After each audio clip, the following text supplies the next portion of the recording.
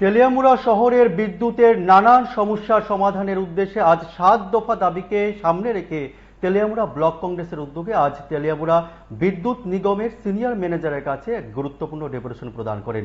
মূলত এই 7 দফা দাবির মধ্যে তেলিয়ামুড়া শহরে বিদ্যুতের যে নাজেহাল অবস্থা, বিশেষ করে ঘন ঘন লোডশেডিং এবং সেই বিদ্যুৎ যদি সেখানে লোডশেডিং দেওয়া হয় তাহলে নাকি ঘন্টা থেকে 2 ঘন্টাও সেখানে বিদ্যুৎ আবার আসেন না এবং প্রতিদিন এই যন্ত্রণায় মানুষ ভুগছেন তেলিয়ামুড়া শহরের মানুষ। এই অভিযোগগুলো করেই কিন্তু আজ তেলিয়ামুড়া ব্লক কংগ্রেসের পক্ষ থেকে তেলিয়ামুড়া নিগমের বিদ্যুৎ নিগমের যে সিনিয়র ম্যানেজার রয়েছেন তার কাছে আজ ডেপুটেশন তুলে দেন।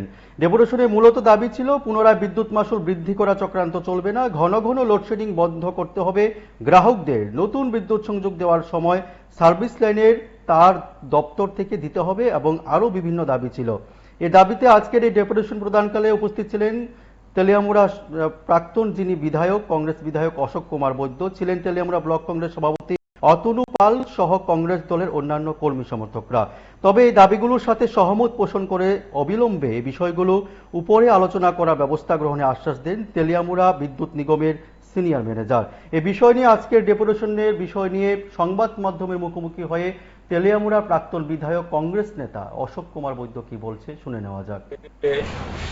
আজকে তেলিয়ামুড়া ও বিদ্যুৎ নিগমের অফিসে সিনিয়র ম্যানেজারের কাছে 8 দফা দাবির ভিত্তিতে আমরা ডেপুটেশন প্রদান করলাম।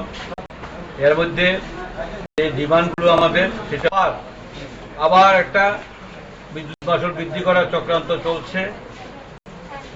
এই পুনরায় যাতে বিদ্যুৎ মাশুল বৃদ্ধি করা না হয় তার জন্য দাবি জানালাম।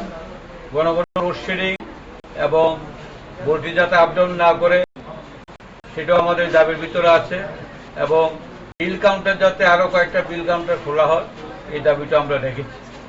এখানে আমরা দেখলাম যে